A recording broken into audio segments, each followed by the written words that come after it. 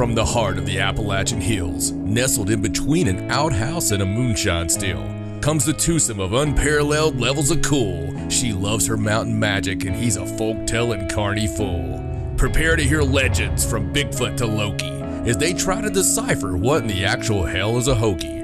She's the black-veiled beauty and my goodness he's got a purty mouth. They've escaped the land of lobsters and returned to the haunted South. Welcome to the Paranormal Sideshow with your hosts, John and Stacey Edwards of ParanormalSideshow.com. Hello and welcome to the Paranormal Sideshow. I'm your host, John Edwards, and joined as always by my lovely wife, Stacey. Hello. And Stacey made the move. Yes, I did. The people that we hire to watch our boxes as they get transported from place to place are not always reliable, but this time they were. Yes. And all jokes aside, because it's a joke, obviously, that we travel in coffins, because that would be crazy and mean that we were vampires, which is not the case at all. No, absolutely not at all. No, we already miss the Northeast. We do. But we are in Old Virginia, and we love it too. Yes. Very warm down here. It is very hot. Yes. But there are lovely things and lovely people and lovely sweet tea. Yes. And lovely barbecue everywhere. Everywhere. Lovely Japanese food that for some reason we couldn't find up there. No, I think it's just because we have our favorite restaurant. Yeah. We just missed it. We did. The shrimp sauce and everything is just so, oh my God. I tell you, I always have wanted to move to Japan. And I think that a little part of that has to be the food. And I will go there and be completely devastated. Probably. Because it'll be McDonald's or something on every corner. Anyway, love the fact that all you guys and girls have really kept up with us and, wished us the best throughout the move, giving us a chance to get moved in. And we are now back, folks, and we are ready to bring you the most exciting, incredible show on earth that we could possibly bring you from our new studio in undisclosed location, Virginia. I have to watch out for the haters. Exactly. But no, real excited about this, and the move was crazy. It was exhausting and tiring, and there's just something about it just takes out of you. It does. It's just, no matter how well everything goes, it takes you a few weeks to find your center.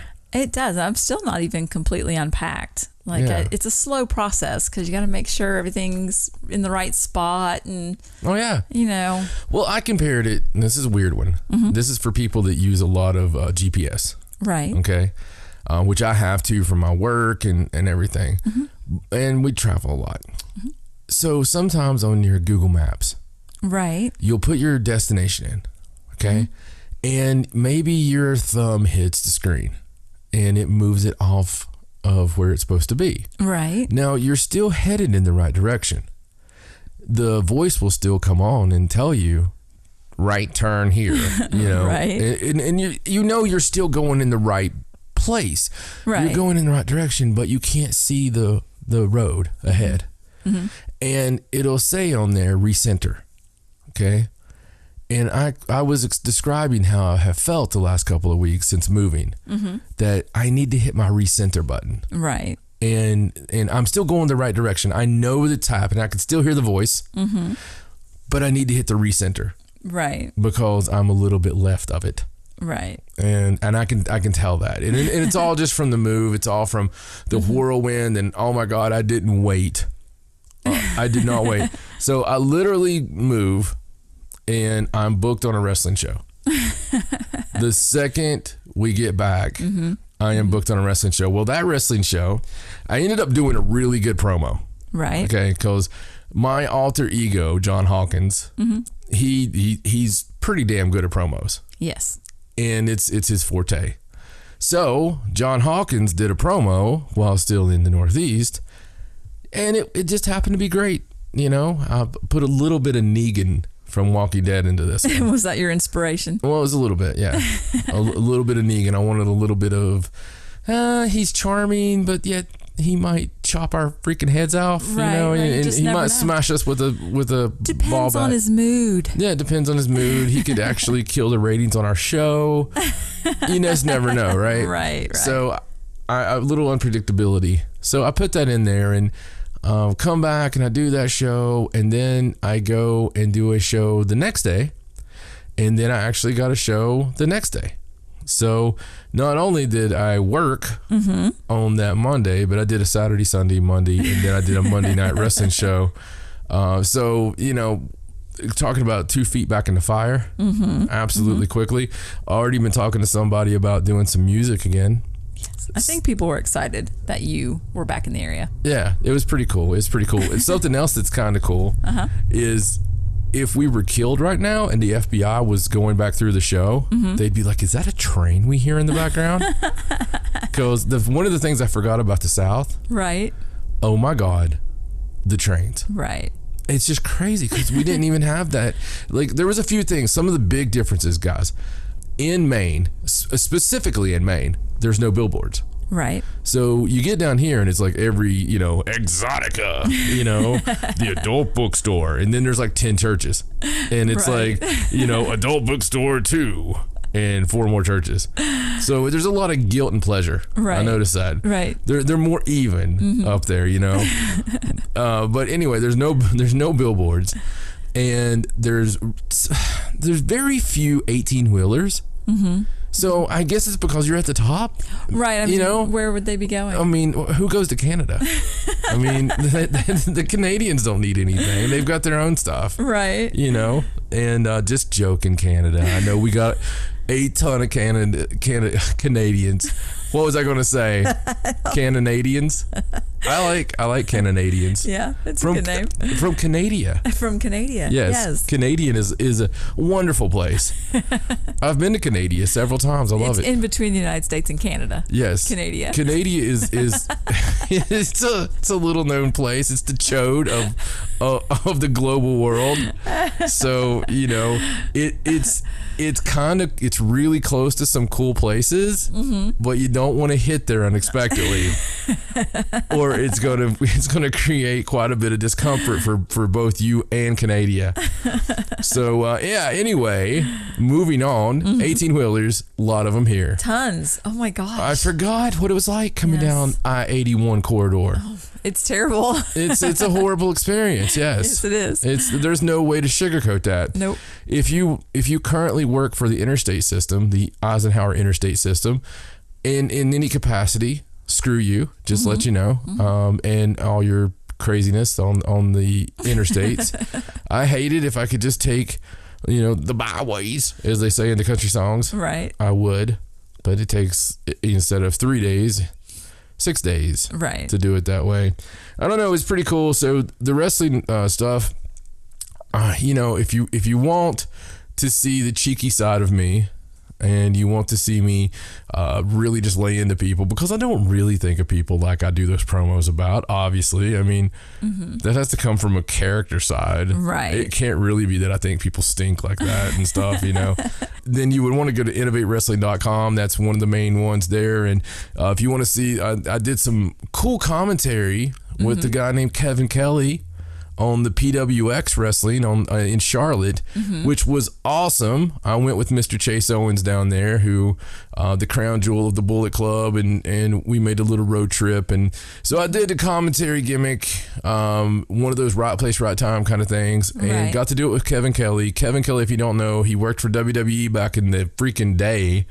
Back in the Attitude Era days. He was the voice of Ring of Honor for a while, and he is currently the voice of New Japan Pro Wrestling. Yes. So the good voice, not the Jim Ross voice.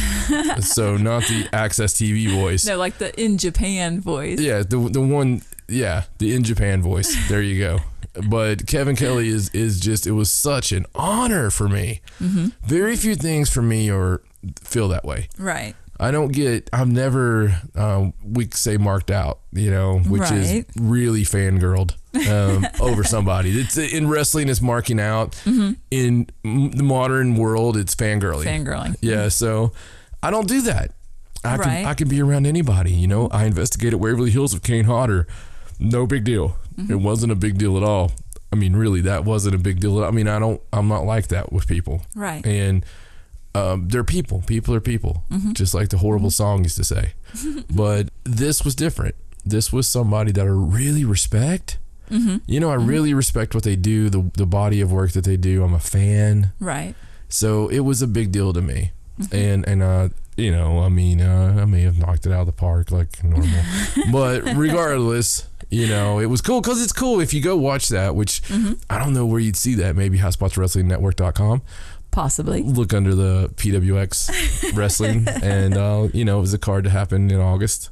So anyway, it's one of those things where it was just really cool. And midway through it, he actually says, "You must be a professional." And so, and that happens to me a lot, you know. It does. I remember the first time you and I hooked up, you said the same thing.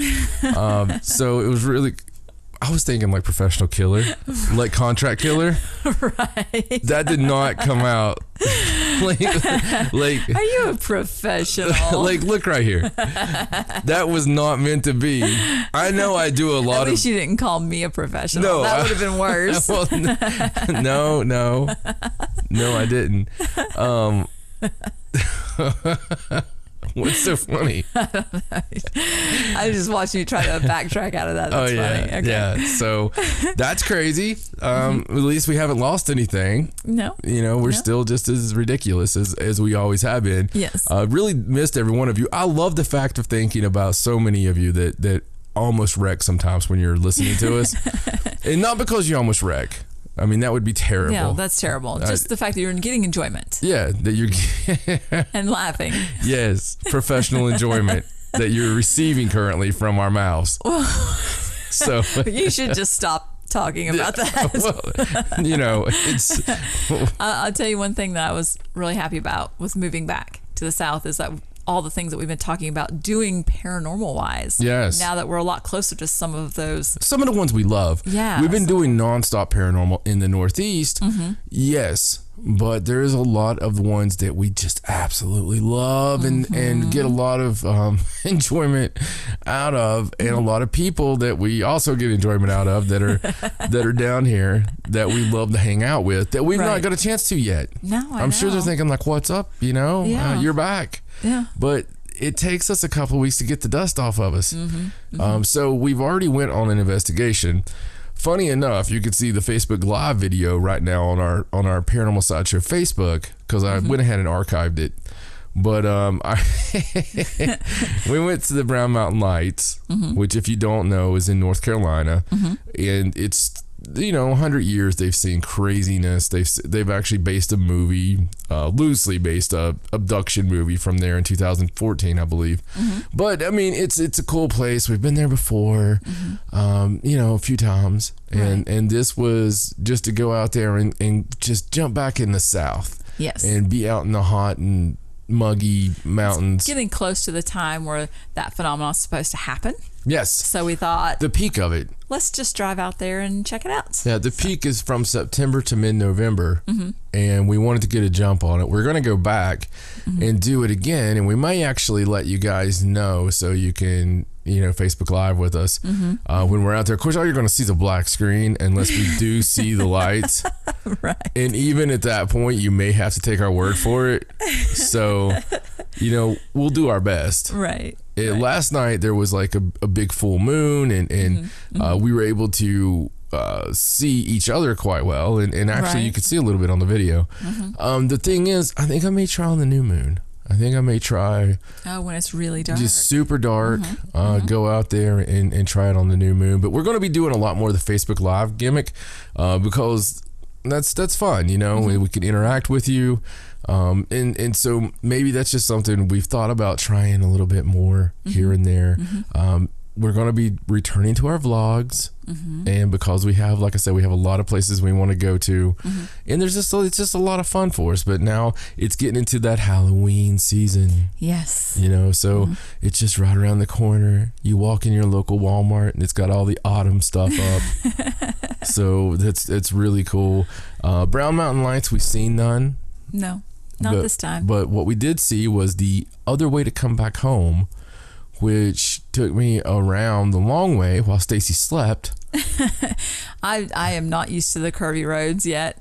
I was literally, because we went from flat nothing to complete curves everywhere, and so I was actually literally slapping myself awake. It was almost 5 a.m. Yes. Or it was 5 a.m. Yeah, it was pretty close. Everybody, she's just right up against the window like normal, just sleeping away, and I was just like boom, slapping myself to stay awake. Like if she had known how many times we went off the road.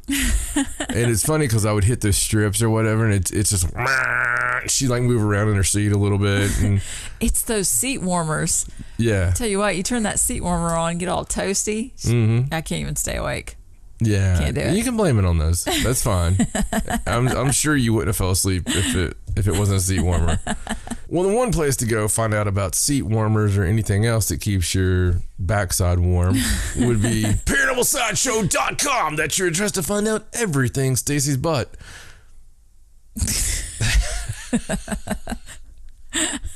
Probably not, but okay.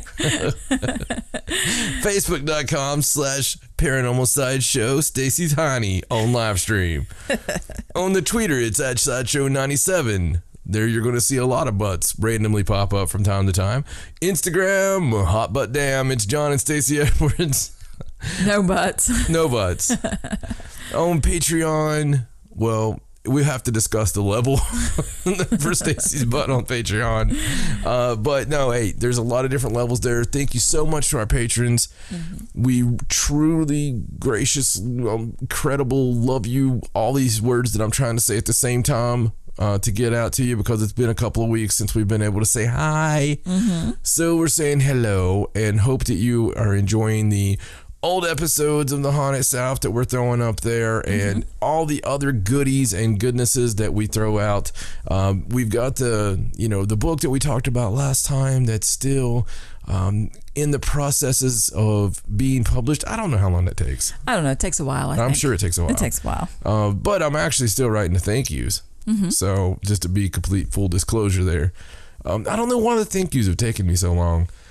I don't know if that goes back to the whole Seinfeld, us being terrible people, but I'm sitting there and we're just like, well,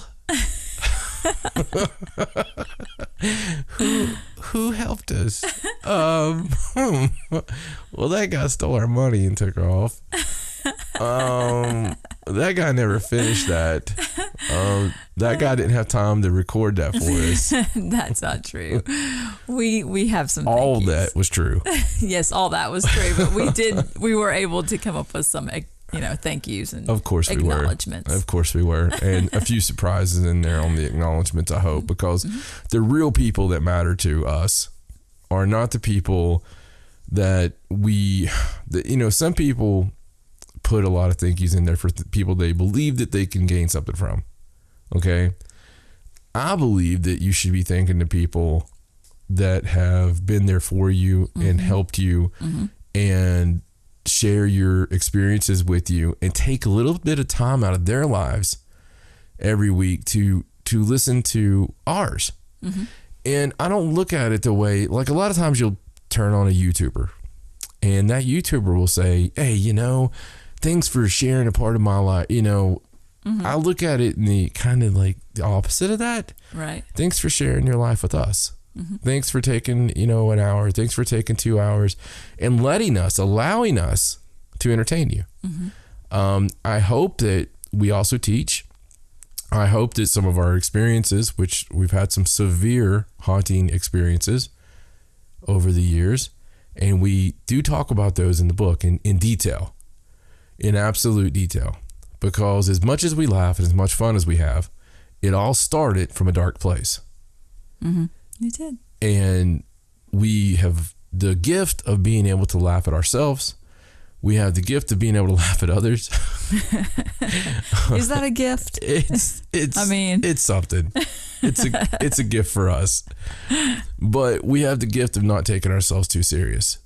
But we also have the gift of loving every one of you. And I mean that from the bottom of my heart, that have been there for us and on this journey. And we think of each one of you as our close friends, because you are.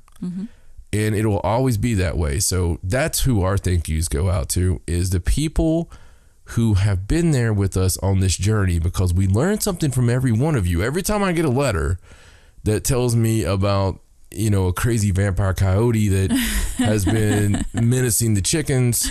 Right. I got one of those. Did you? Yeah, it's about a vampire coyote. Oh. They believe it's a vampire coyote.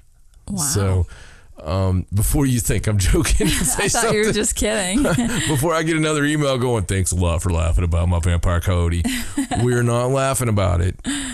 I'm sure that it's something. I'm sure it is. And I don't want to know what it is, and I don't want to make it mad if it is. Something about vampiric coyotes. Right. Did you hear that? Was that a coyote? What the heck? We've been here 2 weeks and I've not heard a dog. I know. I don't know where that came from.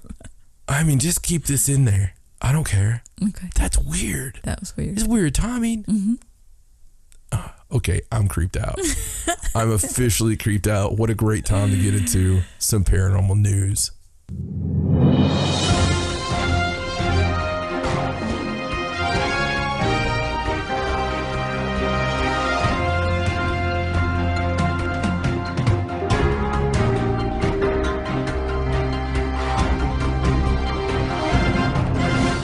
All right, let's get to the news. Let's. All right, so let's start off with a really bizarre story. You always have bizarre stories. Well, this one is about some sheep on a farm in the Ukraine. I do not know those sheep. No, are you sure? I'm just saying. Well, apparently these sheep were slain in one night by an unidentified predator that apparently... They talked to Mrs. Wolferton, and she had no comment. Well, they were killed by some creature or something draining their blood. Ugh. And the sheep were not harmed in any other way. They weren't eaten or ravaged. They still had their eyeballs and their tongues and all those other strange parts that normally are missing. And a little sticker that said, "I gave blood today." If you go to the article and shame, there's a video. Do you ever wonder why people shame everyone that doesn't give blood, even if you didn't know there was blood being given? Right. Like it was they up at it was up at the high school or the local church or something, and they're wearing they're wearing the sticker. It always bothers me when I see it. It's like, I gave blood today. Did you? You dirty, foul, non-caring creature. Somebody died just now because of you. I'm going to look up blood donation locations now. Yeah, well, you need to, Miss Typo. Of course you need to. Well, anyway, so these sheep, if you watch the video, they'll show you that the only marks on the sheep are 2 holes in the neck, and a couple of them had holes like in their hind legs. Wait a second. Yeah, like vampire, like 2 holes, and their blood was completally drained. I hope it's a vampiric sheep. Like, I hope it's another like there's sheep one sheep with a cape. And just like, I was trying to say I want to suck your blood, and I was like, I want to suck your blood. I couldn't do it in sheep. Well, when the sheep were examined by a vet, and this vet has been a vet for 40 years, completely baffled, had no idea, because the blood was gone and they were drained so much, even the heart was empty. Wow. And so they just have absolutely no idea what has harmed these sheep. Sounds like an ex-girlfriend I had, where she just leaves them completely with their heart empty, and we'll have to check and see if she's been in the area. Maybe. Has she been to the Ukraine lately? Some sheep collusion. Well, so obviously they have no idea. They know it wasn't a normal predator like a wolf or something, because smart vet there. They would have eaten part of the sheep, or right? or taken the meat or something, and that was not the case. So it's up in the air. I mean, mysterious creature, alien, who knows? Yeah, really. I mean, it's crazy though. I mean, whatever it is, it's. I mean, it can't be a chupacabra because he doesn't have his passport, right? But it sounds like that type of thing. So the alien, it really goes, except there was no missing anuses. Exactly. There's always something weird with it. Or it's tongues, like, there was no blood in the cow, and it was missing its udder. There was no surgical precision of anything. Yeah. Just the holes. It was funny because the article is actually, has to be translated, but there was one part where someone in the village, because it's a village. It's a village. Yeah. Claimed that it could not be a chupacabra because the chupacabra does not attack sheep. It only attacks rabbits. according to that person. Right. So there's some news for you. That's the guy that just walks around town all the time riding his unicycle. It's just, hey, let's talk to that guy. What's your name? Hanksky. Well, Hanksky, you got anything about this? Can't be chupacabra. Chupacabra only attacks rabbits. I just want it to be. This is known, Khaleesi. I want it to be the vampiric sheep. Then they're always like, why is that sheep always asleep during the day? What a weird sheep. What I don't a weird understand. sheep that is. Yeah, I want it to be caused from a lonely farmer. Like somehow that creates the vampire sheep. So you always know, but none of the farmers ever report it. Of course because not. they know. They're the same ones that have like the hairy palms, you know. They're just like, we can't say anything about that. Don't shake it with your right hand. Oh well, it's just so wide open. It could be anything. It really could. All right, well let's move on. Okay, so I really appreciate the fact that you're getting ready to breathe. Mm-hmm. I like hearing you getting ready to talk like that. So there's been something happen. I don't know if you can tell. I don't know if you can hear something different. I don't know how that comes off in the world that you are currently listening to us in, whatever world that may be. So I even believe that I'm just going to go with it. I'm just going to go into it. So I am currently enjoying some freshly burned bay leaves and some Dark Side of the Moon that was just playing as I was luxuriously burning my bay leaves. And I'm sitting here and it's currently middle of the night. I should really be in bed because I'm going to be awake at 6 a.m. But I'm not. And I'm not because of the good of the show. Yes. For the good of the people and the good of the show, I'm awake. And I'm doing this because it may seem one seamless show to you. But the first story of the news that you heard, you may go back and notice a chainsaw. Okay? And for long-time listeners, you'll remember we had the snowblower guy. We've had various things that's happened over the years. You know, it's just crazy. There'll be like Japanese businessmen just diving by the window. You know, just crazy stuff. Crazy stuff always happens in our studios. And so we were sitting here and we were all excited the other day. And of course, it's our first episode back in the South and we're all excited. Yay. And every time we start trying to do something,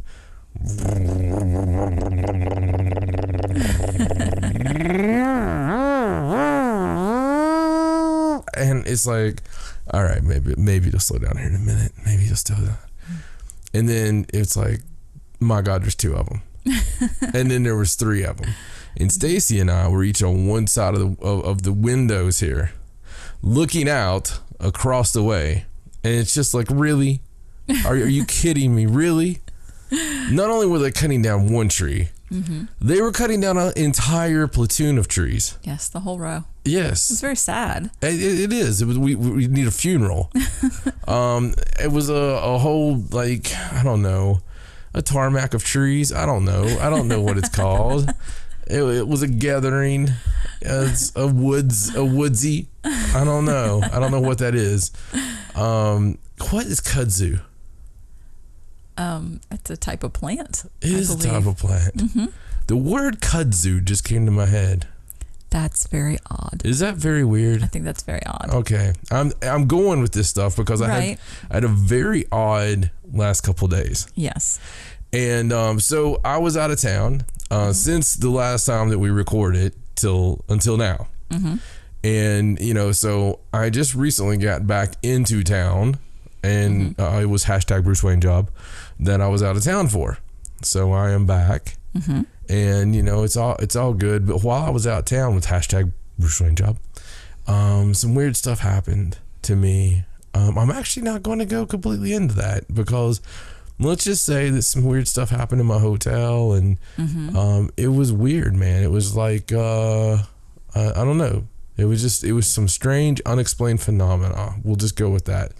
So that always makes me feel kind of good. This past weekend, that red full moon, it was just like so pretty. Looked like blood. Just a lot of stuff going on. So we were like, we could wait, or we could just go with it while it's crazy and the feeling is weird and it's just that feeling. It's that feeling. So a lot of times when we do this, we'll just start over from the first, and God knows we could put out probably months worth of shows of scrapped shows just because that's a lot of times we'll go all the way and just do it all over again. Well, that's so it feels like one show. Right. But then again, there are times that we do this just because it's something really strange. Yes. And this is not as much something strange as just a strange feeling. Just a little weirdness. And I thought it was fitting to be back in the Haunted South. And so, without further ado, I will give you Stacey Edwards and more paranormal news. So let's move on to our next story. Let's. Finally. All right. So this is an interesting story that I don't agree with their assessment of it, but let's just go over it. It's about some odd debris that was found at the Dyatlov Pass. The Dyatlov Pass. Yes, it seems like we've been talking about that. We have, quite a bit lately. So different things going on. Someone wants to jump on the wagon after we started talking about it. Right. So we know about the whole incident that happened in 1959. Obviously, we've gone over that quite a bit. Yes, Dyatlov touched me there. So supposedly there was a discovery that was made by a tourist that was visiting the area back in 2008. And they claimed that when they were, visiting the area, because it's such a touristy area. Yeah. It's white sand beaches, Right. Casinos. Stuff, it's exactly. great, yeah. That they saw this strange piece of metal.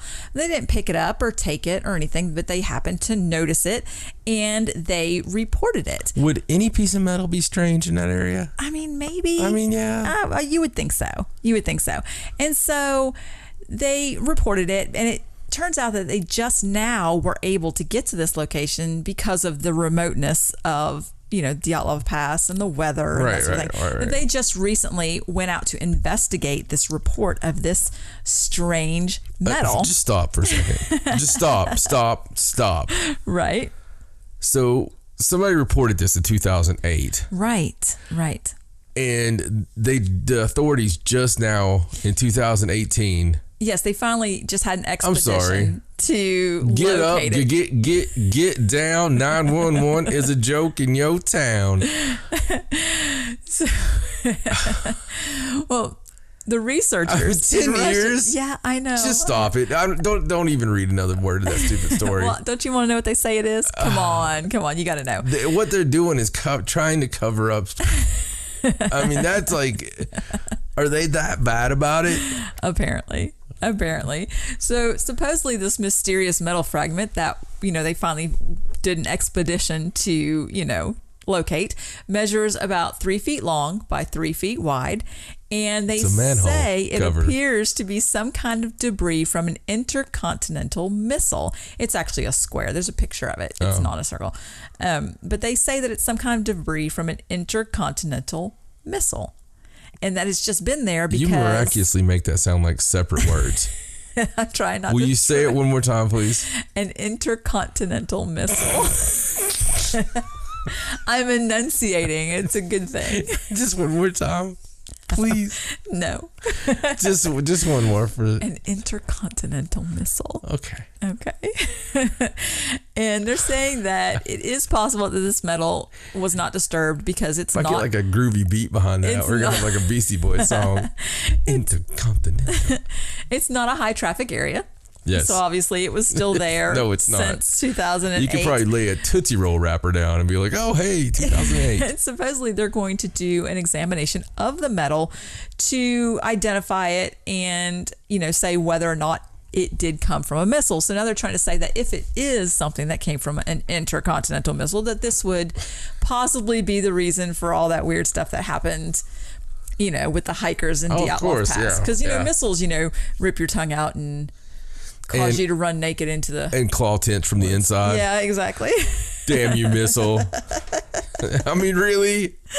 It's like, oh no, what's that? It looks like a missile. Wait, that was Russia. Sorry. That's wrong accent. Sorry. I think you burned too many bay leaves. It looks like a missile. Oh no. What the fuck could it be? Sorry. All right. So that's what's going on with that. Yes. And yes, I don't agree with that. No, that's completely codswallop. Yes. They're trying to cover something up. Something. I guess the incident. They don't want people investigating it anymore. This was like one of those things where the woman was missing an anus. I remember the last story we did, even though it was days ago. About the sheep. The sheep anus. I'm telling you that this is like this story. There was like literal missing tongues, and and one of the biggest things about it is that the tent. I'll do it in I'm a mad professor from a bad German movie that's not really Germans. It seems to me that if a missile hit, would people have time to cut out of a tent and run away? I mean, don't missiles like hit and everything explodes and the damage is done?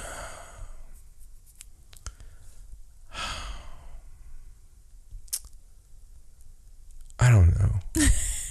I mean, it's just a very strange explanation. I mean, I just don't know. I mean, there was the radiation. Mm-hmm. There was. That would explain the radiation. Mm-hmm.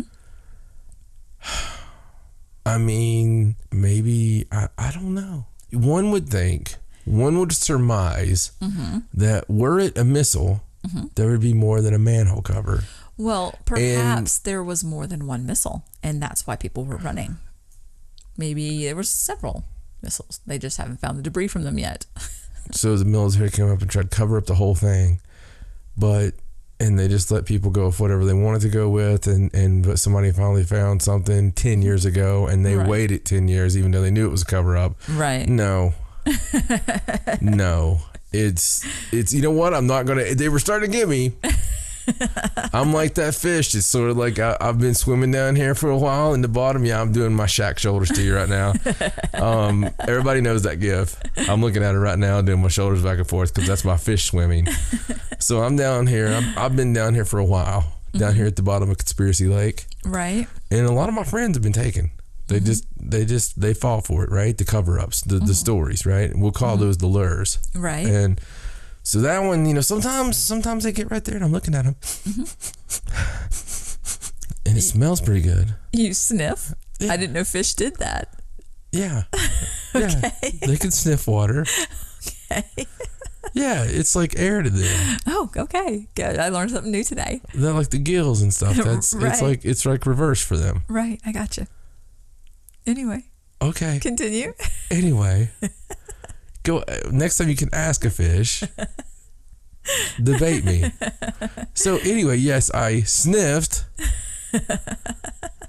I mean, why would you put stinky bait if they couldn't smell it? That's very true. I don't fish. Well, now I don't know. Just stop. I'm just saying that I don't take the bait. Okay? Right. They throw it out there all the time. I'm still down here. I'm still down here at the bottom of the lake. Swimming by myself. I've only got a couple people left. Oh. They're all listening to this show right now. Will you do the swimming thing again? Okay. All right. Well, let's move on. Let's. All right. So let's talk about a ghost story. Oh, wow. Yes. On a paranormal show. A potential ghost story. Yes, a potential ghost story. It's actually about a weird 911 call that spooked the Pueblo. Wow, we have listeners there, young lady. Start over. No. A weird 911 call that spooks the Pueblo police. It's still piss poor. Pueblo. That's what I said. Okay. All right. So the Pueblo police. You're laughing at my pronunciation. I am laughing at how much I love you. I know. So the police. Yes. The police They answered this 911 call, and there was just dead silence on the line. It's been a while since I spoke to dead silence. Very strange, and it was very unexplained. So they responded to the source of the call, because they weren't sure what was going on. And it turned out to be a local funeral home. And nobody was there. It was dark and shuttered, and there was nobody around. And so it was the night shift. It was like 3:30 in the morning. Wow. And so they have no idea who called from that location and didn't say anything. And they were all completely freaked out. That's an actual police report. And they actually, I think they tweeted about it, yes. And it was 3:30 in the morning. 3:30 in the morning. Not a soul in sight. And they actually did have to respond like to a ghost town. Well, it was a funeral home. Who knows? Yeah. I mean, there's spirits in there. Sorry, I'm doing Garth Brooks. So they said, apparently everything was okay. They don't know who made the phone call. Obviously, they were like, it was line trouble. We'll just go with line trouble, right? Like it couldn't have possibly been. If they thought it was line trouble, they wouldn't have tweeted it. No, I know. They were being funny. Yeah. Yes. So definitely completely freaked out about the weird phone call from the abandoned funeral home where nobody said anything. So that's really scary because that ghost was probably trying to call the police. Probably had no idea what was going on. Yeah.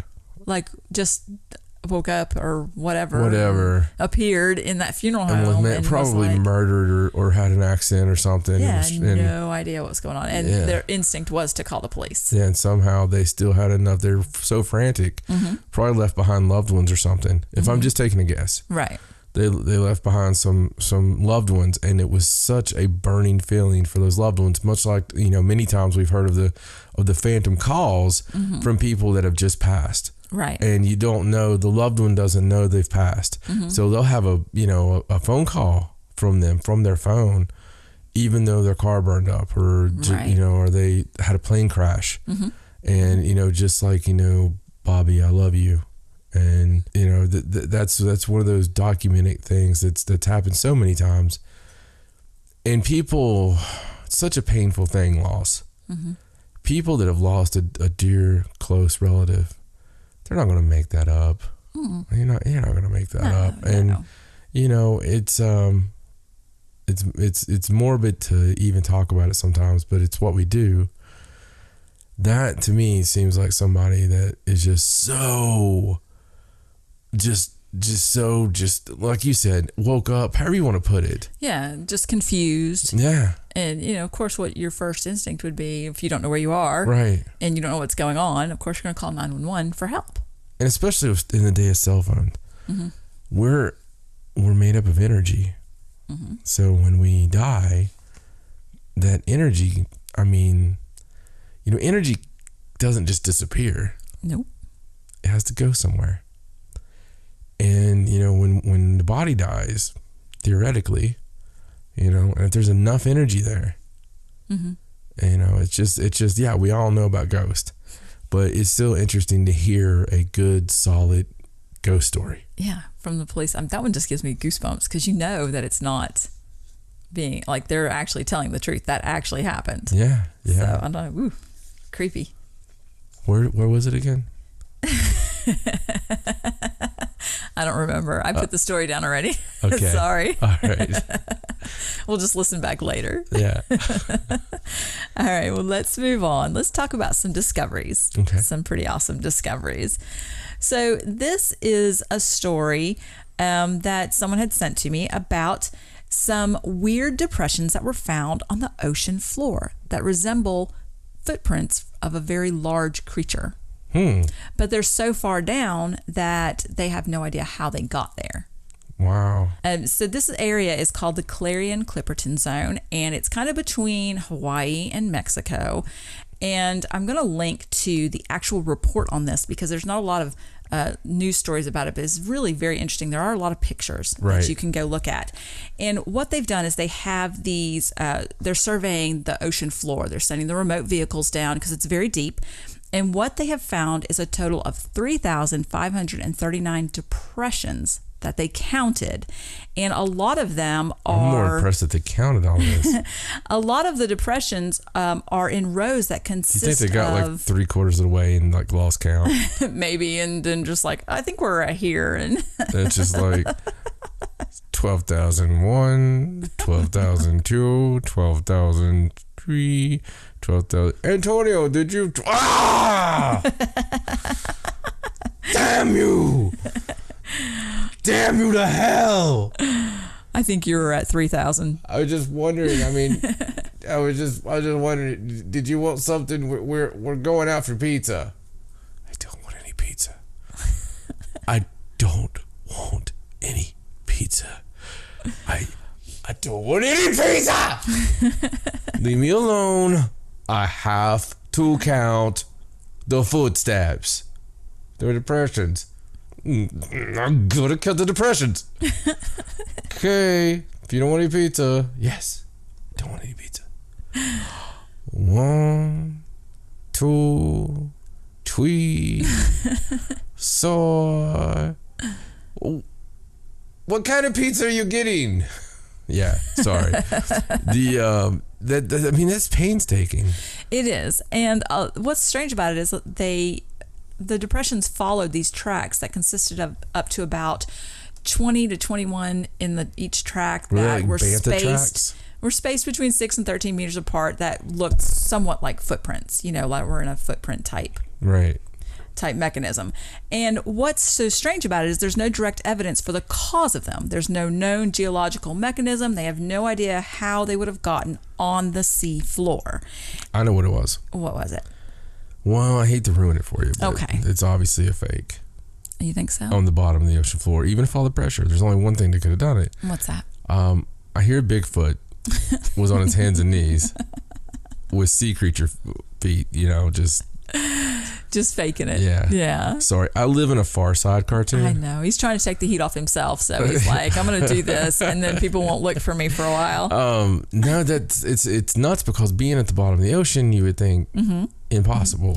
Well, it says that the size and the frequency of them suggest that only a large organism could be responsible, and they have seen depressions like that before made by like whales and nesting animals, but at a much shallower depth. Like, this is way too deep. They've never seen anything this deep before. Right. So it's a really interesting report if you go through and read it, and you can scroll down to just the results thing, and it'll give you all of the information that they've got so far. And there are pictures that you can look at. It's just really very strange. So do they think it's like prehistoric? Do they think it's dinosaur? They actually don't have any idea. Like, they didn't give any clues to any ideas of what it could possibly be.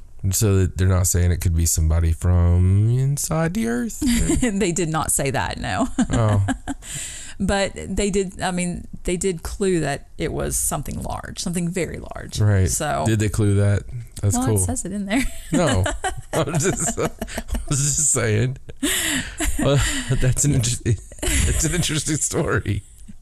Interesting thing to look at. Yes. So, all right. Well, let's move on to a discovery from Egypt. Oh. We haven't had one of those in a while. No, just every 24 seconds. It's going to become like, you remember all those movies from the 70s, the ones that tried to scare you about going to New York City? Right. And for some reason, it was always just like, every 13 seconds, a woman gets fondled. You know what I mean? Do you know what I don't know. Were they trying to scare you away from New York, or trying to make you come to New York? Wow. I guess it depends on who you are. I guess so. But I don't know how. I used to wonder, like, how does it feel to grow up as a girl? Because all those things we had when we were growing up and stuff, it's like, it's always like, like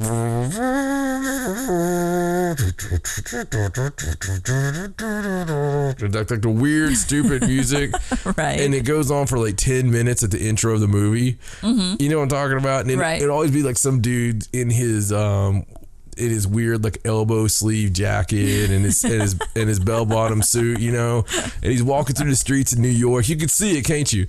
And it's like giving all like and it's like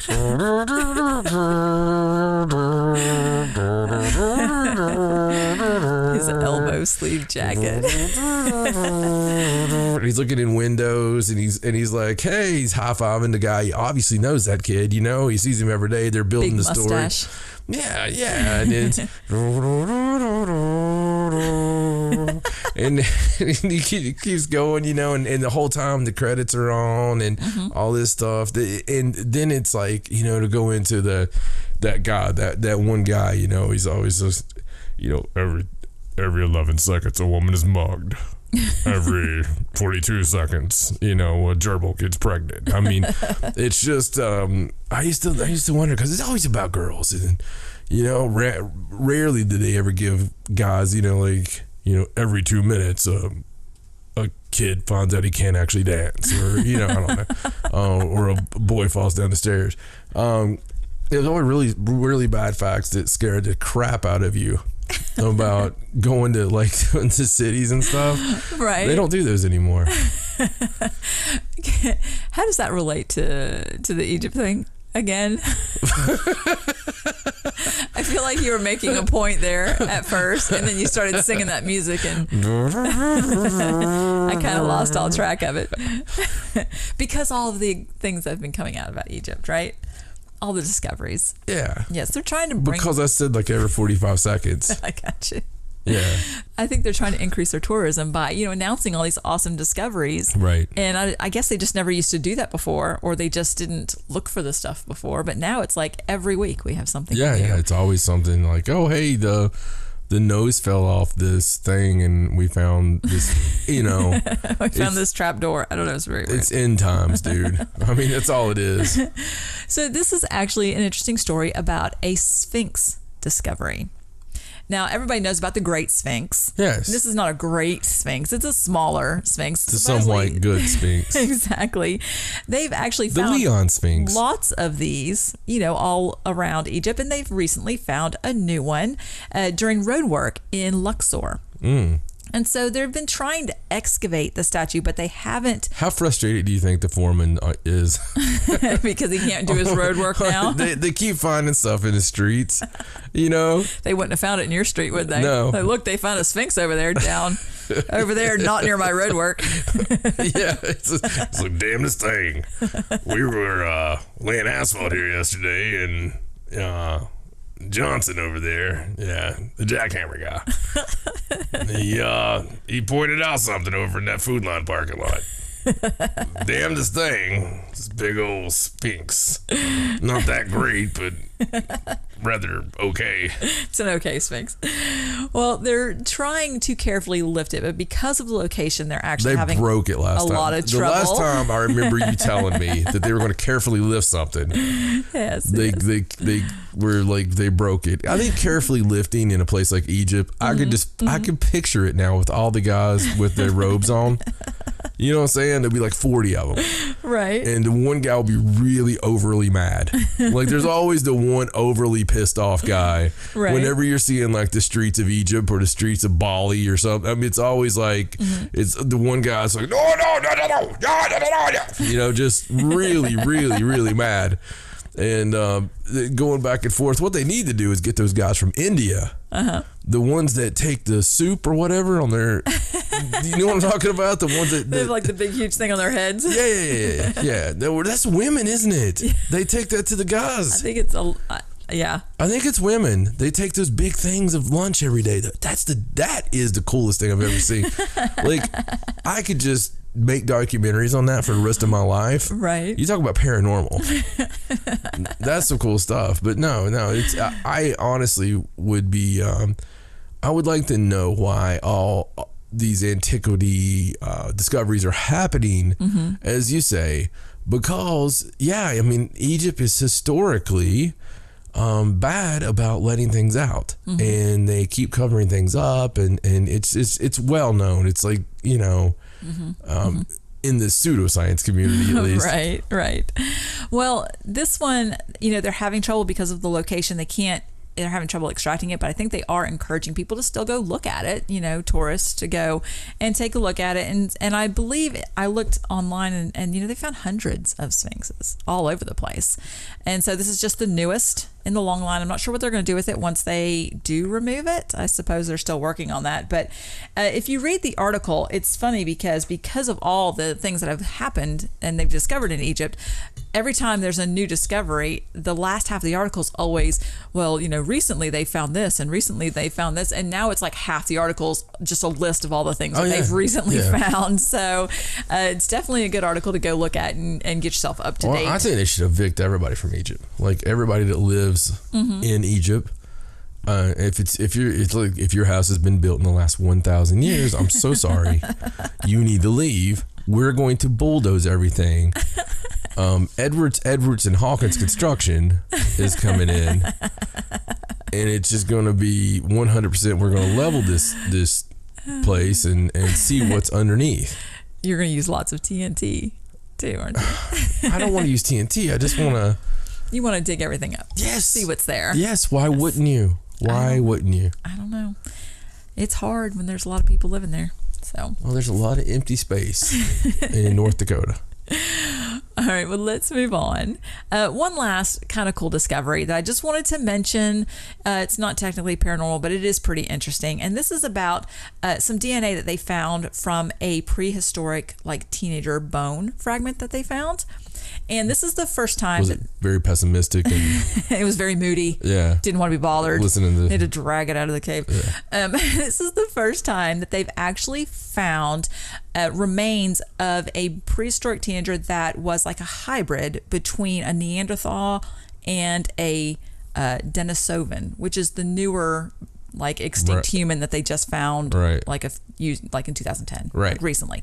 And they kind of had an idea that these two groups sort of occasionally interbred. It was not common. They found a cave drawing that had a hashtag mommy daddy time. But this is the first time they're really excited because it's the first time they actually found proof and found the DNA and was able to study it. And it is actually a hybrid of the two, extinct human ancestors. Wow. So I thought it was kind of cool. It makes for an interesting read. If you're interested in that sort of thing, you have to go check that out. It's pretty cool. Yeah, no, it's very cool. I think it's interesting that, even this one race of ancient humans they found, they just discovered them in 2010. I mean, just discovered. They didn't have any idea about it before then. Right. And now they found, proof that there was interbreeding between these two groups of, ancient humans and all this, they're always like, oh, we know everything. We know all our history. Yeah. No, you don't know crap. No, we don't. We know nothing. Nothing at all. We know nothing. Yeah. We're just scratching the surface. Yeah, absolutely. We were just scratching the surface. Look at all the things from last year with the Amazon. And the Amazon, they find out that it's not actually always been. No. And there was things built there. Yeah, it wasn't a rainforest. No. At all. No, that's insane. That's probably one of the more insane things. Yeah, I really like doing that story because, it was very elaborate. Yeah. Walkways and cities. Not heard another thing about it. No, nothing else. I assume they're still studying that, but it's not main. I think that would be the main. you'd think. In the world, I don't think we should spend time on humans. I don't think we should spend time on other humans, even if they're causing disruptions or uppity, or we think we're putting one on a pedestal higher than us, because we're all the same. Okay, we're all the same, and yet we just have this. It reminds me in the Game of Thrones book. I was currently I'm going back through Game of Thrones, and when Jon Snow is north of the Wall. And he is first hanging out, and I can't remember the name of the one he's hanging out with, but it's the guy. He lies a lot and everything. He's funny, right? He's his name has something to do with sleeping with a bear or and something with a giant, cause he killed a giant or something, and but he didn't. It's just he tells a lot of lies, right?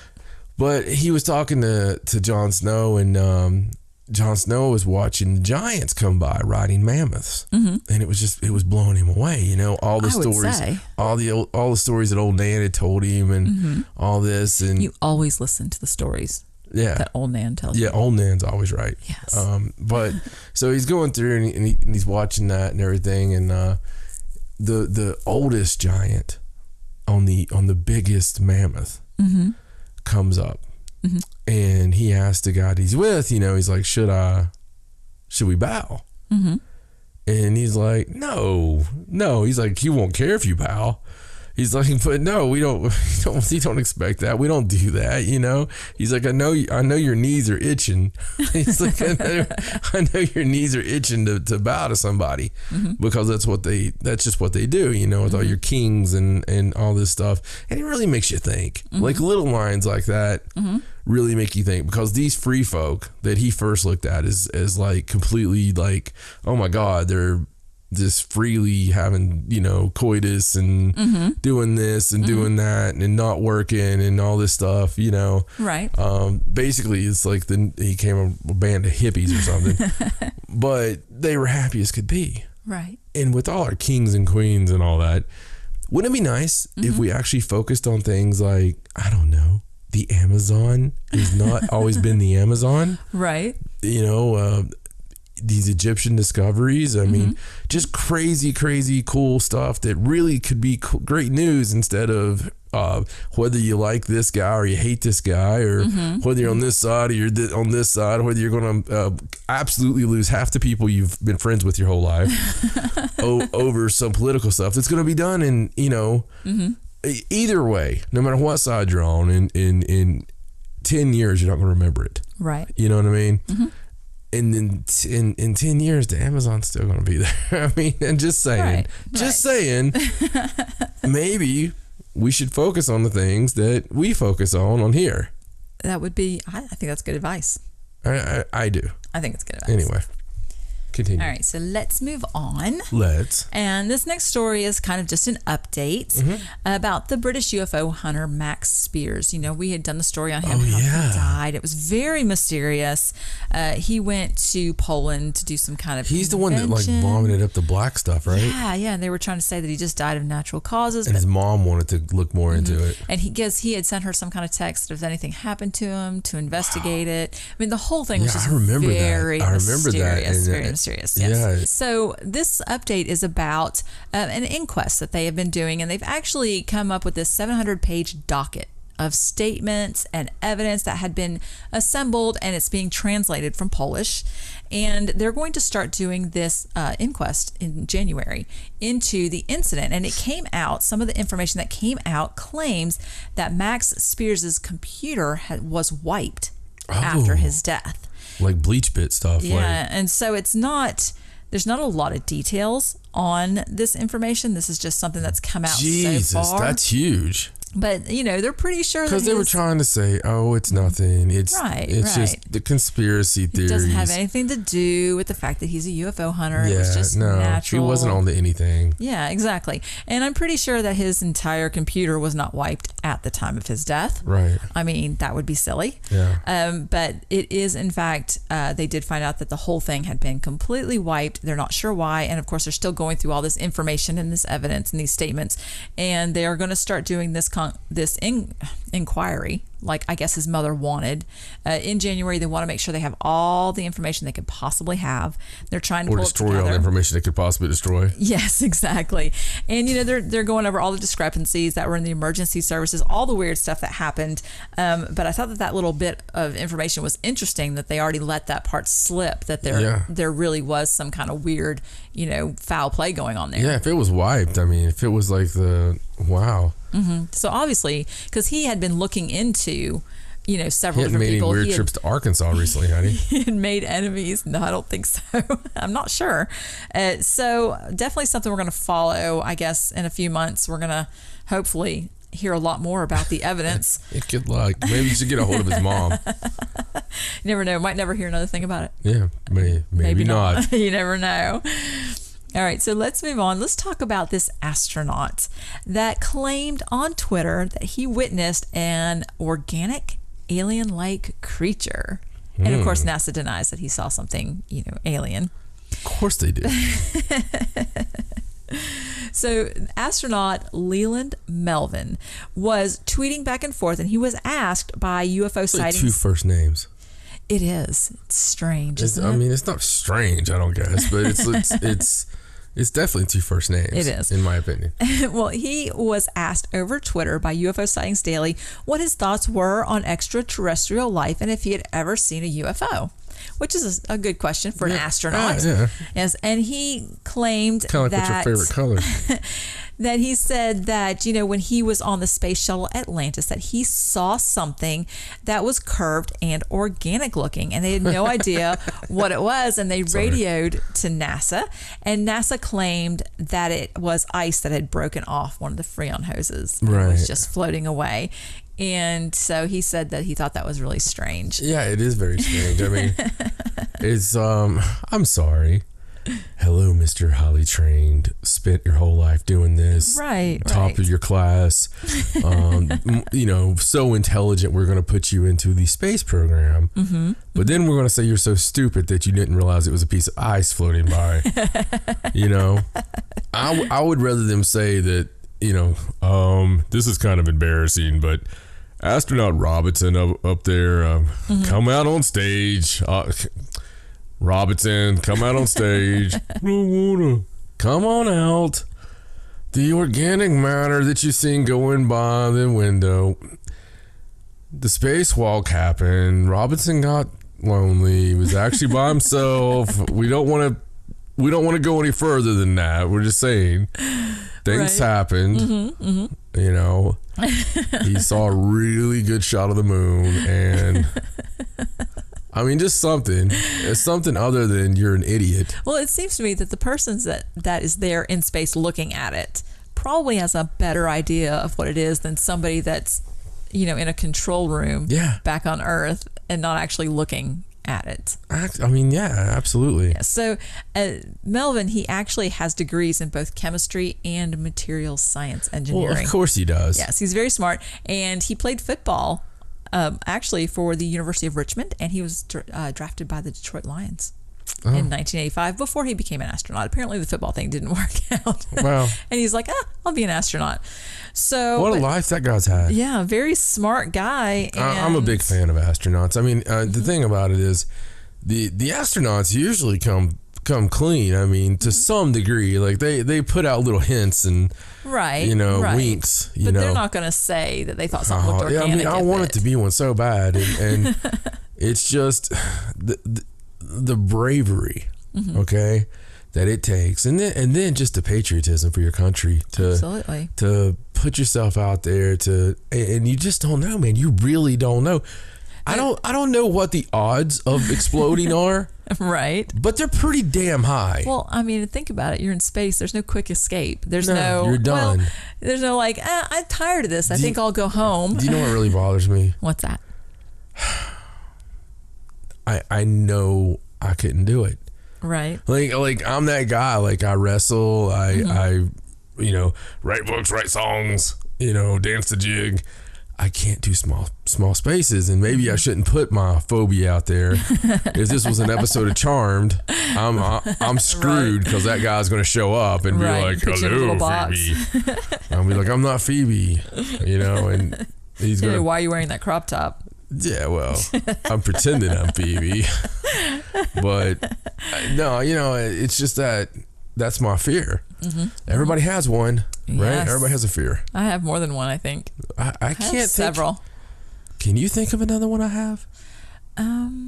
Spiders? I'm not scared of spiders. Not like that, I guess. No, I don't really think you have another fear. Small spaces. I can't think of another one. It's really just a claustrophobia. Yeah. Being locked up. Yeah, I think that's all it is. All right, so let's move on. So here's an interesting story about Dale Earnhardt Jr. And that's going to have to be something special. This is a story about something that happened to him in 2004. And he's told this story before, and I feel like maybe on one of our other shows we might have mentioned it. I know we did. But he talked about this recently on his podcast. Of course. The Dale Jr. Download. And so he's just mentioned this again. And so I thought I would talk about it since we hadn't actually talked about it on the side show. World's fastest podcast. Just guessing. He started talking about this crash that he had in 2004. So it was during a practice session for an American American Le Mans series race at the Sonoma Raceway in California. And he actually crashed his car, and he was still sitting in it, and the car exploded into flames. It was just a minor crash, but it was just one of those things that happened. And so he was trying to get out of the car, and he remembered that someone reached down and grabbed him under the armpits and pulled him out of the car. So they took him to the hospital, and he started asking everybody. He was like, who pulled me out of the car? I got to say thanks to the guy that pulled me out of the car. And everybody's like, nobody pulled you out of the car. It was just you. You got out on your own. And he distinctly remembers that somebody grabbed him and pulled him out of that car. And so to him, he feels like that was definitely a paranormal experience, that he feels like, maybe it was his dad or something else just giving him a helping hand. I would think it was his dad. I would think so too, considering the crash scenario. I would think it was his dad. Mm-hmm. But it's really an interesting story, and the fact that he absolutely believes 100% that was something. I'm sure it happened. A paranormal experience. I'm sure it happened. I mean, it was funny on his podcast. I think when he was going to start telling this story, he had a mispronunciation, and he didn't say paranormal activity. He said he believes in paranoia activity. And then he had to laugh and correct himself. And I think there was a lot of hashtags about paranoia activity after that. I believe in paranoia activity too. But cool story. Yeah, it is. Cool story. It is. Okay, so let's move on. Got a few more stories here for you. And this one is so interesting. It's about a historic Pennsylvania jail that is for sale. And it's haunted by the ghosts of hanged coal miners. Wow. And this is the jail. It's in Jim Thorpe, Pennsylvania. Yeah. It's called the Old Museum Jail. It's a 147-year-old stone building, and the asking price is $749,000. It includes gallows, nooses, handcuffs, and the everlasting handprint of a hanged coal miner, and possibly some ghosts. The everlasting handprint of a hanged coal miner. Mm-hmm. So I'll recount some of the stories here for you. So the owners, the McBrides, they actually are just getting on in age. Betty Lou McBride's 84 and her husband is 87. Oh, they're young yet. And they purchased the former Carbon County Jail in 1995. And it actually still housed prisoners at the time. They were still moving them out. And once they moved all of the prisoners out, they took it over, turned it into a museum. They let people come and tour. They let, paranormal people come. They love the place. They're very respectful to the ghosts. Right. And they really want someone to purchase it that's going to continue the business, possibly expand it, right? That sort of thing. And so there's a lot of history with this actual particular jail. It said in the late 1800s, a lot of immigrants were pouring into the northeastern Pennsylvania area, heading down to do the coal mining and that sort of thing. And they had low pay, meager living conditions. It was Irish miners. They were discriminated against. It was not a good working conditions. Right. And so they kind of turned to trade unions to sort of help them. Mm-hmm. But there were a lot of brawls, a lot of vandalism, things like that. And a lot of drinking. Yeah, exactly. So yes, that was an Irish joke. Yes, it was. I have enough Irish in me that you can kiss my butt, everyone. So the mine owners, some of the mine owners were killed. And so the coal barons sent in their own private police force. And it was called the Pinkerton National Detective Agency. Yep. And they were supposed to infiltrate the Irish miners, which were at the time dubbed the Molly Maguires. And they were called that after this Irish woman who led revolts against some English landlords. Right. Okay. So very famous Molly Maguires. I think there was even a movie. Mm-hmm. There's been a lot of TV shows and movies about everything you're talking about. The movie about the Molly Maguires was actually filmed partly in this jail. Oh, yeah. They've had 10 movies filmed there. It's very great. Very cool. So on June 21st, 1877, this is a day known as Black Thursday. 4 Irish miners. It's summer solstice. It is. 4 Irish miners were hanged inside the Carbon County Jail, and 6 others were hanged elsewhere, over these incidents. So in the jail, there's a cell 17, and on the right side of the cell, there's actually a handprint, a Molly Maguire handprint. It stains the wall about 6 feet up and allegedly can't be scrubbed off or painted over or plastered. And as the story goes, the prisoner exclaimed that before he was led to the gallows that his handprint will remain as proof of my innocence. And supposedly they can't get rid of it. Wow. So a very interesting story. They keep cell 17 locked all the time. They don't let people go in there. So it's kind of like our witch's ghost up in Maine, like where you keep trying to paint over it and rebuild. Huh. And they said that one former inmate, a man named Walter Mountain Man Rodriguez, he actually had to be in cell 17 by himself when he was incarcerated there after his arrest. And she said, the owner, McBride, she said that Rodriguez, who was a member of this motorcycle club called Warlock's Motorcycle Club, that's a cool name for a motorcycle club, he begged to be moved to a different cell. Wow. Begged. So this badass guy from an MC begged to leave there. That particular cell, because that's the one with the handprint and stuff. So lots of haunted history to go along with this jail. Supposedly it's 2 stories. It has 27 cells, and they see approximately 24,000 visitors a year. Dang. Right now, they only hold the tours in the summer. Like, they don't even open the place in the winter because supposedly it's very hard to heat. Right. And that sort of thing. And they have never gone into the Halloween market. Like, they don't do haunted houses like some of the other prisons and things have, because they respect the ghosts too much. Right. They don't want to do that and make it hokey. Right. They like it to just be its own haunted jail because it's a haunted jail. Right. And so they do actually have, students that come in and kids, field trips, things like that. In fact, the lady that owns it right now, she claims that the kids don't scare easy enough for her. Like, she would like them to be more scared of the place, but they're not. Well, I mean, they should do some reenactments and stuff in there. Yeah, that would be really cool. But some of the claims also, people can feel their hair being touched, or they feel a hand on their shoulder, and it's just... So you trying to get me to buy this place? All around. I would love to have this place. It's so awesome. And I will actually link to their website, the old museum jail website. They have a whole page up that describes everything. There are living quarters there as well, and it shows lots of pictures, and you have an email address that you can email if you're interested in purchasing. Well, there you go. This jail. Very cool story. It is a very cool story. I love the history of that place. Yeah, thank you. All right, so let's move on. Here's a little story from Maine. I thought I'd throw a little Maine story in there for you. That's weird. And this is a story about some mysterious seal deaths that's happening in Maine. And this actually just started right after we left. Yeah, we had nothing to do with it. Right after we left. So this story is from Harpswell, Maine, and it says scientists are still searching for answers as to why dead seals continue to wash up on Maine beaches. And so supposedly they've responded to about 40 different seals that have washed up, mostly dead, some of them still alive. And that has just been recently, and that's a total of almost 180 now. Oh my God. In total. And this article is just about the ones that had just happened over the last few days. So it's happening on several beaches all up and down. They have no idea why. And they're concerned. They have a place they can bring seals to recover, but they can only hold like 4 seals, and they have 3 already.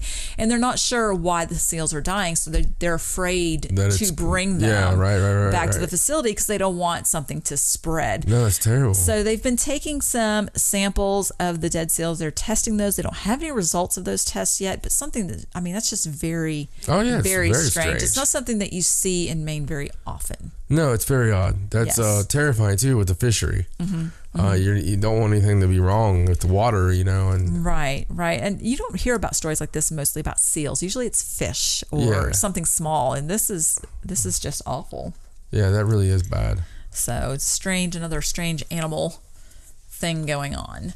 All right, so this next story is about the Florida House candidate that claims she was abducted by aliens. Remember we talked about her? Yes. Bettina Rodriguez. I'm telling you, I've seen all the Florida candidates, and I believe they all are. She's like the only one that looks like they probably were not actually abducted. Well, she's vying to replace. She's a Republican, and she's vying to replace an outgoing representative in Florida's 27th congressional district. And we talked about her, and she is the one that claims that when she was 7, she was abducted by aliens, and that she, has had several encounters since then. And, she was very outspoken about it. Right. So this story is about how she actually has been endorsed by a major newspaper that are actually saying that they feel like it's the Miami Herald, that she is the most qualified, that they feel like she should be the one that gets the job. And they pointed out that, yes, she has this story, but hey, here's a list of all these amazing things that she's done for the community and, all these things. They basically just ignored the whole alien thing. Right. And did a whole article about all this amazing things that she does for the working class and for, low income, and all these platforms she's running on, and her, all these programs she's done, and all this amazing work that she's done, and how qualified she is. Right. So I thought that was a really cool story. And there's another article that I'll also link to where she claims, yes, I was abducted by aliens, but that doesn't define who I am. That is just something that happened to me when I was younger. Continues to happen to you. Yes, and she wasn't shy about it. She didn't try to hide it. She didn't change her story when it got out in the news. Right.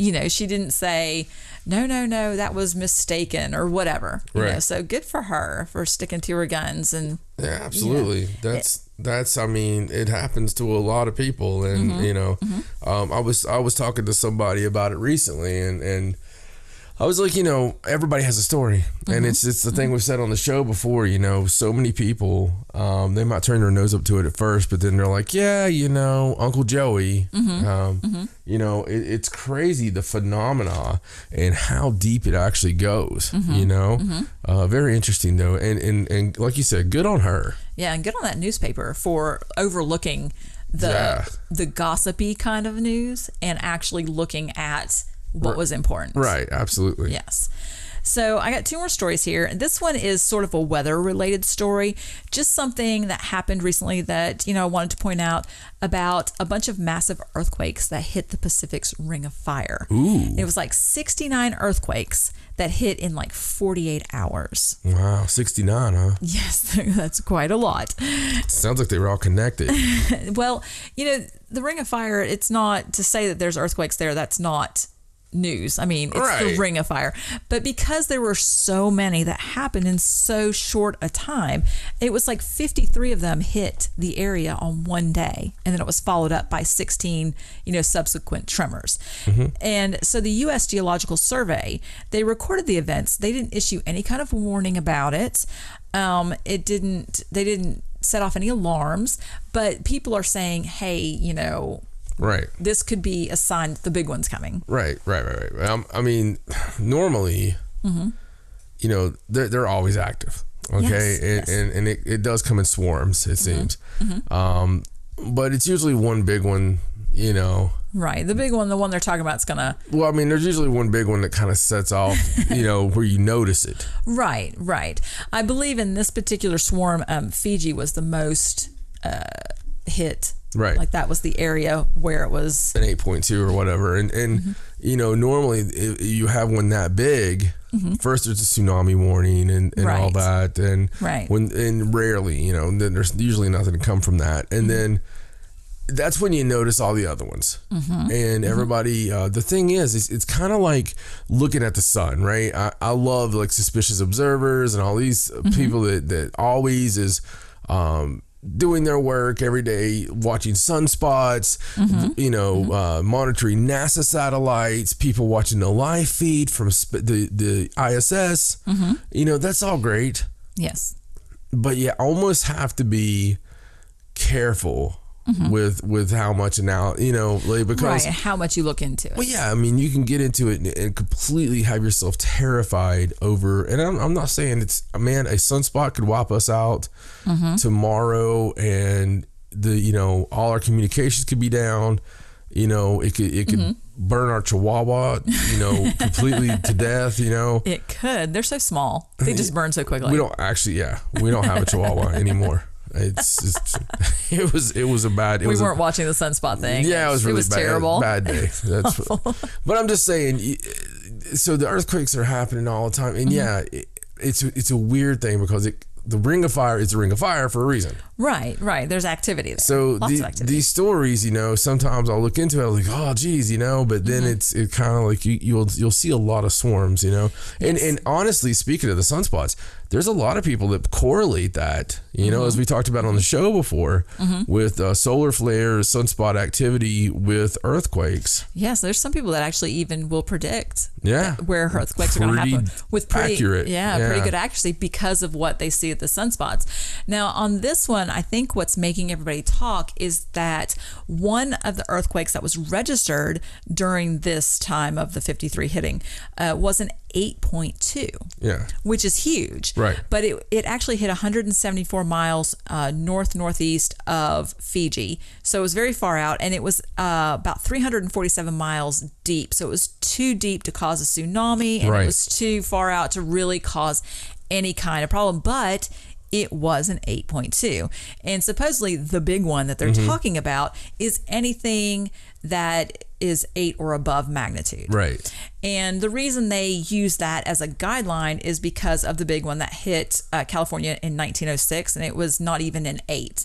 But, it devastated San Francisco, destroyed, 80% of the city, killed a bunch of people. So they consider anything over an 8 the big one. So I guess when they heard about this particularly big earthquake, then they were like, oh, the big one, because you never know when that's going to hit. But the USGS didn't feel like it constituted a warning, so. Well, I mean, I don't know. You kind of know. Like, I heard someone recently telling me, they were talking about how nice the California weather was. And I wanted to go so bad.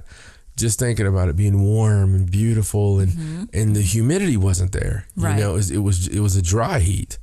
So it's paradise, but you can fall into the ocean. Yes, everywhere has something, don't they? They do. Yeah, they do. It's I mean, it's just like, I don't know. If you live in Maine, we always talked about it being gorgeous, but you have the snow, right, and the depression, and there's beautiful beaches in Florida, but you could get eaten by an alligator and fall in a sinkhole. Yeah. I mean, there's always something. Speaking of that, it's funny. We were watching the In Search Of, the new one with Zachary Quinto. Is that his name? Spock. But, the show is okay.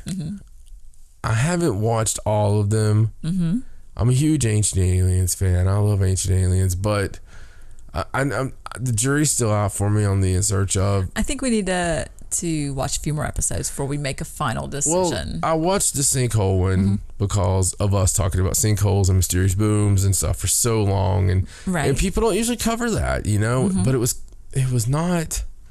I don't know. They jumped straight to hell. I think the problem is that when he starts narrating, it's not Leonard Nimoy, and that's what. Yeah, but it's kind of Leonard Nimoy, and it's a little weird. Leonard Nimoy had this wonderful deep voice. Yes, that's what it is. There's no deep voice, and so. Well, and we wouldn't even draw the comparisons had they got Matthew McConaughey, but they got Spock, right? Right. So it's just. I don't know. I mean, how do you not draw the comparisons? It's Spock's show. And so they get little Spock. Little Spock. And then, the first time I see him walking, they're like, well, we're going to explore this hole here, and he's walking in these like blue aqua shorts. And it honestly looked like, like Scrubs. Except they were shorts, like someone had cut a pair of Scrubs, right? And basically like flip flops, and like, oh yeah, this is pretty bad, man. this is pretty weird, and then there was other times when he was just like, that is very peculiar. Very odd, Well, like I said, we need to watch a few more episodes. I'm not burying it, guys. I know when I bury something, you'll know it. Yeah, exactly. This is not burying. This is being funny. It's a good show. I like the way it's done. I do. He's trying to be creepy, and I like that. I want to watch an episode where he's really passionate about the topic. Maybe that's what it is. John Tenney would do it well. And creepy. It would be creepy. Yeah, I mean, like he has that Robert Stack thing, right? Right. Yes. Wouldn't Robert Stack be? I mean, can you imagine him coming on there? I mean, you'd be crying, dude. You would never go outside and stand on solid ground again. Let's just imagine it'd be like sinkholes. No, I would never go outside again. Yeah, they'd be like, in 1984, Margaret and her 3 clown sons. I don't know why she has clown sons, but I'm just saying they were merrily, running through this otherwise. Of course they were clowns. Normal looking park when they fell into hell, and Yeah. I don't know. If you're going to tell me stories and narrate, but he kind of goes out. Like, Leonard Nimoy just narrated it and told the story. He didn't like actually go out and do the investigation. Yeah, he's actually doing the field stuff. And but if you're going to do that, throw a Josh Gates outfit on. I mean, wear some khaki, man. Yeah, I mean, even I have my adventure outfit that I wear out daily. You know, if I'm going out somewhere, I'll at least throw on some khakis and a polo, and I've got my jewelry on, and I'm ready for an adventure. Oh, you're so funny. I'm ready for adventure, you know.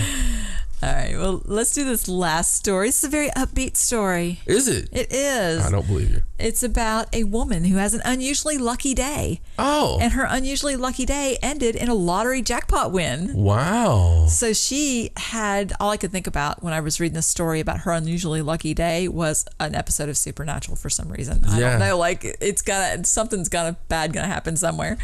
Well, this is a Michigan woman who had an unusually lucky day, and because she was out lucky, did it? she ended up moving by the end of the day. Well, that's just a Michigan joke. It's college football season, guys. Sorry. 60-year-old woman. She decided to buy a scratch-off ticket because she was having such a good day. She doesn't usually play the lottery, but she said she went to the eye doctor and she learned that she didn't need to buy new contact lenses. Like her eyes were fine. That's like a couple $100 right there, bud. Yeah. And then she went to help her daughter with some yard work, and it finished in like half the time they expected to finish. Like it just went smooth. Everything happened perfectly. Wow. And then she said that when she left her daughter, she accidentally left her cell phone on the trunk of her car. And when she realized it, she drove back like 5 miles and it was just laying in the middle of the road and it wasn't even scratched.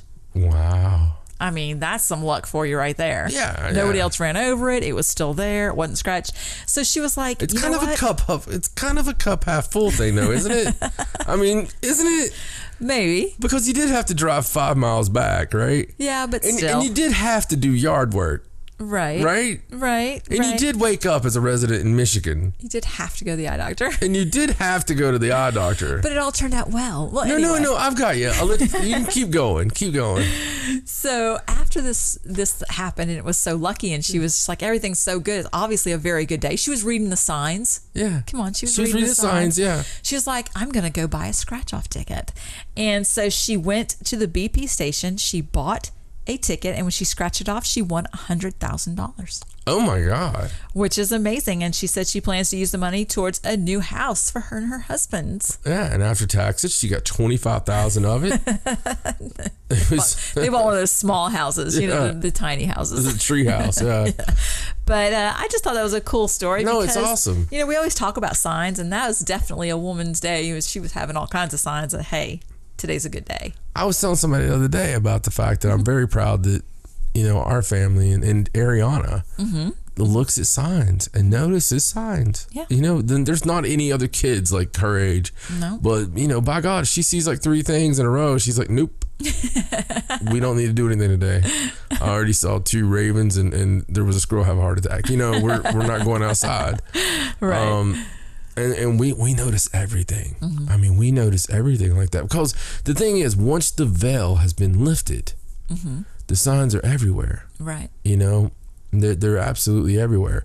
I had a friend of mine, actually a coworker, recently tell me a very interesting story about signs, so to speak. I don't want to give his name just to protect the innocent. So I'll call him MK. Okay. That's funny. Okay. So OMK was telling me a story, and it was very interesting because it was about he found this blue, and I'm not going to get it exactly right. It's a kind of telephone game, Right. But I'll give you the quick version here. He found the blue stone. And it was just there. It was just there. Like, I think it was in his parents' house or something. And he found this blue stone. And 2 weeks later, he got promoted. All right. Got the job that he wanted. And so a couple years go by, whatever. And he found another blue stone. Like, I think it was like just laying somewhere. And right. Somewhere maybe you wouldn't see a stone normally. Yeah. I mean, just somewhere very conspicuous. And So, but he found it, and it was obviously there for him to find. Mm-hmm. And he got promoted again, like 2 weeks later, right? Mm-hmm. Well, this happened over and over. Weird thing was he found a redstone once, and he actually lost his job. Huh. And very strange. Yeah, very strange, huh? But the whole thing was, like I told him, that's awesome. Mm-hmm. And I totally believe in signs. And he was just telling me this, you know, we were talking about some stuff, and this MK was actually one of the reasons I was actually excited about moving back down, as weird as that is, because sometimes you just get feelings, you know what I mean? Right. You know, right. You know, you got a connection or whatever, and there's a connection there. It's like I can tell other people that are strange like me. But no, the weirdness just shows. I told him, you know, if you don't notice, you know, the signs are around for everyone. Mm-hmm. I totally believe that. Mm-hmm. I believe everybody listening right now is given signs. Mm-hmm. And good, bad, you could call them omens, you could call it, you know, right. It's all the same thing. Mm-hmm. Mm-hmm. And you either notice them or you don't, but I believe they're always there. Right. And so this is a guy that looks for, you know, the signs, and he notices it, and it's there. And you know, if you get that pattern, mm-hmm.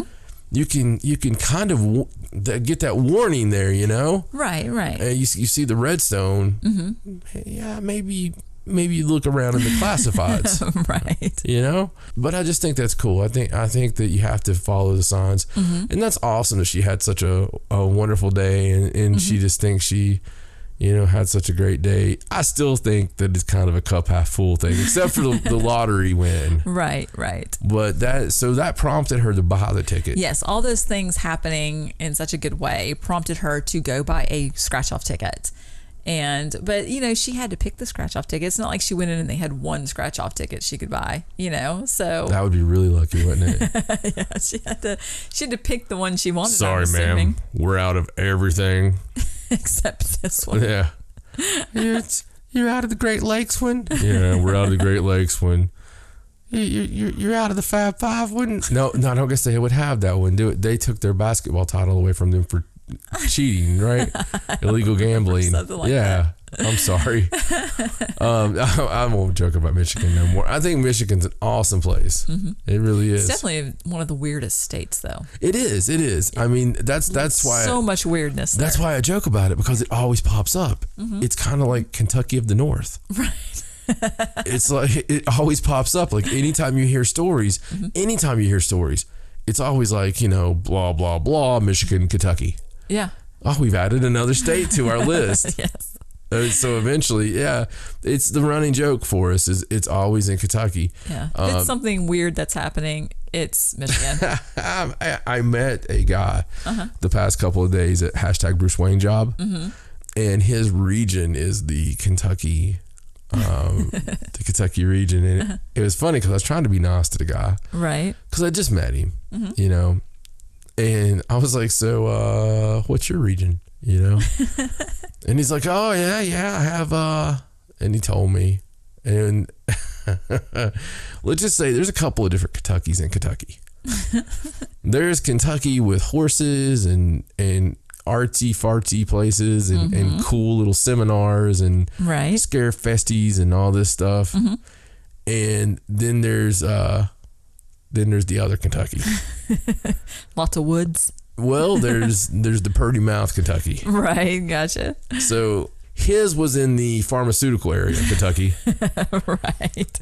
And so he's telling me about it. He's all excited about it. Mm-hmm. And I'm dying because I just met this guy, right? But I'm such a smart ass. It's such a fine line for me. But yeah, that was some good news. Oh, well, thank you.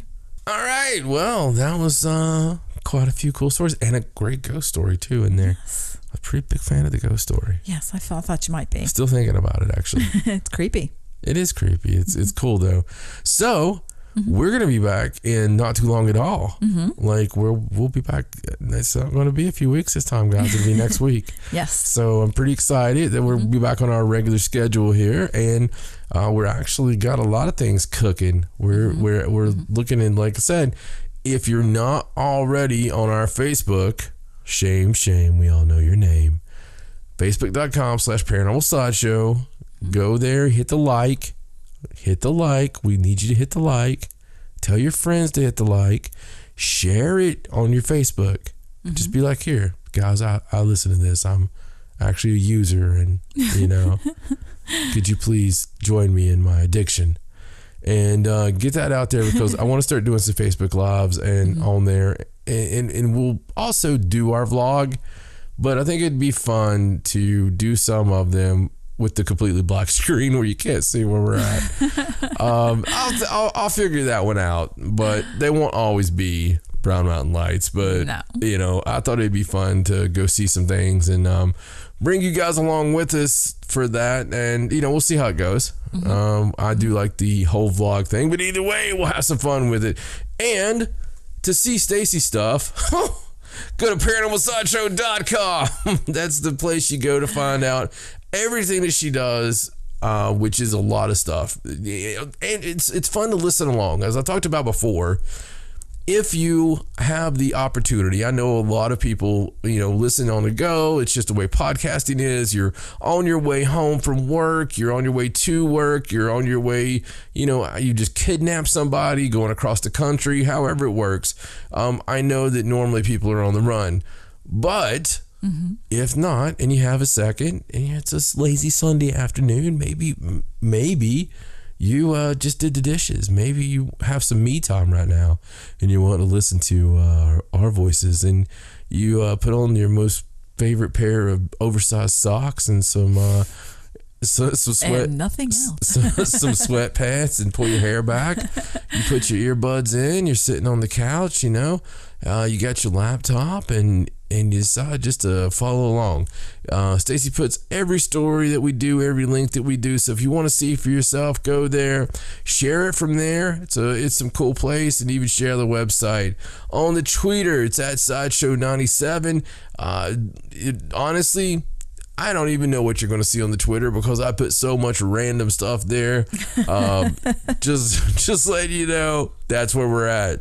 On Instagram, hot, pitching it to Long Version Dam, John and Stacey Edwards, and that's where you'll see one of the abundance of children that we have created over the years, because there's a lot of little bastards running around everywhere. So patreon.com/paranormal sideshow. There's so many wonderful levels for you to go on. If you don't want to go on to it because you just want to throw something at us, that's fine to throw something at us. There's also that link on the paranormalsideshow.com where you can do the one-time donation, but everything you do helps, and we put everything back into the show. We have the show account, and that is only to make it bigger and better and try to sound bigger and better and do as many things as we could possibly do. We actually have levels that we personally have where we are going to increase the microphones, increase the board, increase the computer that we edit on, and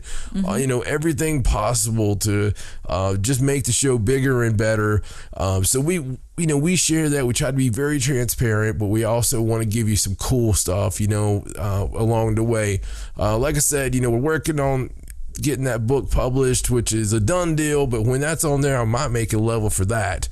I don't know, but I might definitely make a level for that. Either way, we appreciate anything you do. Whether that is just, going to the Facebook, participating, sending us a letter.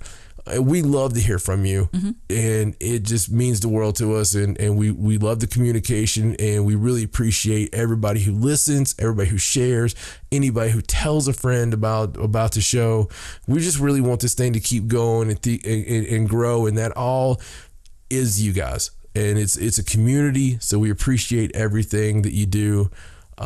Glad to be back in the South. And for my lovely wife, Stacey, my name's John. Love you guys, and so long from the Sideshow. Good night. Hey guys, if you like what you've heard, please check out ParanormalSideshow.com and follow the links for our weekly podcast. Also, become a Sideshow off yourself and pick one of our killer levels on our Patreon to help support the channel and help keep us bringing you bigger and better content. So until next week, for my lovely wife, Stacey, I'm John Edwards. So long, and stay strange.